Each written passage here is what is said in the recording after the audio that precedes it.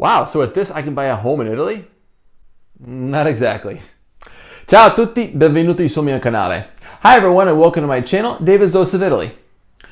So in today's video, we are going to be looking at homes that have been put up for sale and that cost this, €1. More or less the price of a coffee here in Italy.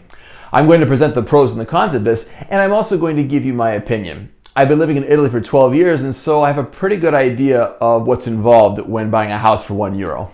We're also going to be looking at three towns in particular. One in Piemonte, which is in the northern part of the country, one in the center, Abruzzo, and then one in the south, in Sicily. Okay, let's get started. Cominciamo. Now, you're probably wondering, what is this whole €1 thing? Houses for that much money? What? So here's how it works. In recent years, a lot of small towns here in Italy have offered houses for sale for €1, primarily small towns. And the reason why they're doing this is because they want to repopulate, they want to revitalize their towns, they want to pump some life into it pretty much. You may also be asking yourself, where are they getting these houses from? Well, quite simply, these are houses where people once lived, and very often these are houses which are in the older part of the city, the centro storico. And they've been abandoned for many years, and so they need a lot of work. Also, the former occupants don't want the houses anymore. Maybe they don't want them because it's in a location where it's not convenient for them, or they have to keep paying for it. In other words, they have to pay for the property taxes, maybe even the bills, and so it can be a burden. Taxes on a second home here in Italy are considerably more expensive than the first one. So let's talk about the pros first. It costs €1 to buy a house. I mean, that's insane. That's incredible. One obvious perk that I see about buying these houses in these small towns is that they're in small towns. And so if you're looking to avoid the hustle and bustle and the noise of Rome, for example, then this might be it. All the homes that I saw seem to be in the centro storico, the oldest part of the town. And so there is a certain charm to living in something which is so old. And so if you like history and if you like living in that kind of setting, then this might be for you. Buying a home here in Italy means just that you have a house here in Italy. You've got some kind of a base here in the bel paese. That actually might be an advantage if you plan on coming here frequently and maybe for extended periods of time. Like anywhere in the world, when you buy a house, it has the chance to increase or also decrease in value. If it does increase in value, then that means you have created a little asset for yourself here in Italy. Looking at it from a dreamer's point of view, and I'm an Aquarius, that's what we do, it is a rather cool experience, and you've got the possibility of transforming an old dilapidated house into something wonderful. Kind of like the movie Under the Tuscan Sun, but I don't think that movie shows you exactly the whole process and everything that went into it. And now let's look at the cons. And I hate to say it, but I do see more disadvantages or just difficulties than I do positives.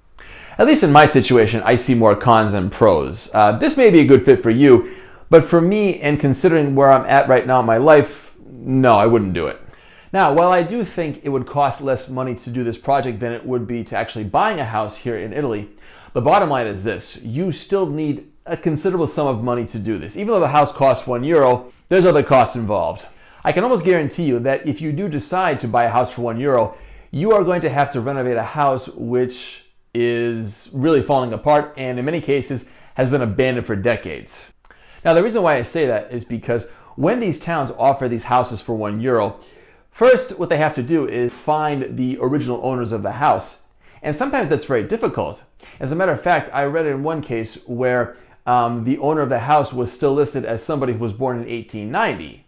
So very often what that means is that this house has been abandoned and the heirs probably don't even know that they have this house or that they've inherited the house. I'm saying all this just to give you an idea of how old these houses probably are. Another big hurdle that I see is the Italian language. So if you don't know Italian, or if you're not in contact with somebody who is fluent in Italian, then this could really be a problem for you. Because this is much more complex than going to a bar, ordering coffee, saying, "Hi, how are you?" This is complex. You're going to need to know the proper lingo. Yeah, I really can't stress the importance of having fluid communication between you and the people that you have to contact to buy this house, because Italy, quite simply, is not as fluent in English as other European countries, and so you want to make this process as smooth as possible. And the best way to do that is Italian. The bottom line is this: you need the language, and you also need somebody who is familiar with the Italian bureaucracy and buying a home in this country. Otherwise, how are you going to do it? I think it's also important to choose the location very carefully. There are many towns which have participated in this plan, so you have to decide if you want to live in the north, the central, the south. Do you want to live close to a big city? Do you need to be close to an airport? So it's very important to consider these things. I also think it's very important to maybe live there for a little bit before you decide to buy a house there. I don't know, maybe go there for about a week, a month, get a bed and breakfast or something, and just get a feel for the town before you really commit yourself. Something very important that you should consider is this. Since you're going to be living in the centro storico of one of these small towns, you need to find out if this is suitable for everyday living. And what I mean by that is it close to a grocery store? Is it close to a pharmacy? Can it really satisfy your everyday needs? I myself have lived in the centro storico of a town. I lived 1 year at the center of Naples. Now, granted, Naples is a big city, and so you have more amenities closer to you, even in the centro storico. But even still, there was a difference between that and a more residential area where I first lived. Let's put this into practical terms. The charm of living in the centro storico and in a house which is centuries old, that could quickly go away when you find yourself in difficult everyday situations. For example, when you have to lug heavy groceries for a considerable distance and possibly in the rain. Oh yes, this also brings up the matter of cars. So I can tell you from personal experience that driving and parking in the centro storico is not always easy. Sometimes it's impossible. If you plan on living in this house for more than 3 months or for a good part of the year, and you have children, is the location friendly? Are there schools? So it's something to consider. If you plan on staying here for more than 3 months out of the year, then you need to make sure that you are legal in Italy. That is something that you should definitely not overlook. Now, in regards to who these towns are accepting, I don't know if you need to provide proof that you have a job, that you have some income coming in. So that's something that you should definitely find out, because I don't know if these towns are picky or if they're desperate just to take anybody to, revitalize the town.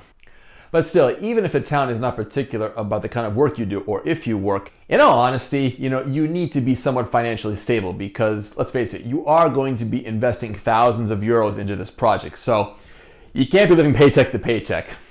In my opinion, the best scenario is that in order to provide for yourself, I think it's better if you are retired and you've already got some income coming in, if your work involves you working online, or if you earn some sort of passive income. So I think this is the best way to, to make sure that you got food on the table.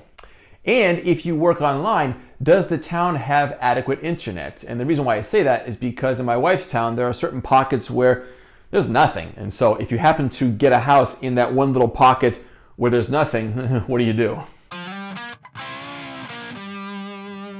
One last important question that I want to put out there is this.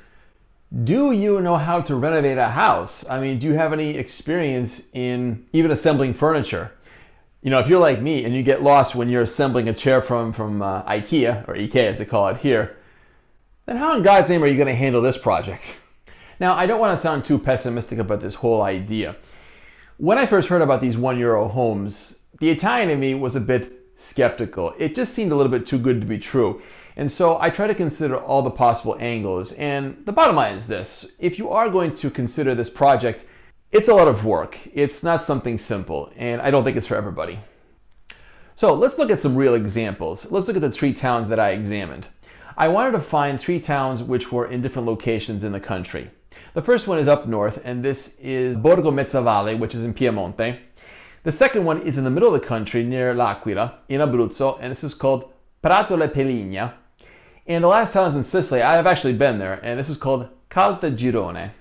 I wanted to go to the source, and that's what I did. So I went to each town's comune, the website for each town, and I wanted to look at the fine print and to see exactly what's involved if you are going to buy a €1 house in these towns. These are fees that you would incur anywhere in Italy when you're buying a house in general. Now, these fees in question are a shocker to nobody, but I feel it's important to mention them.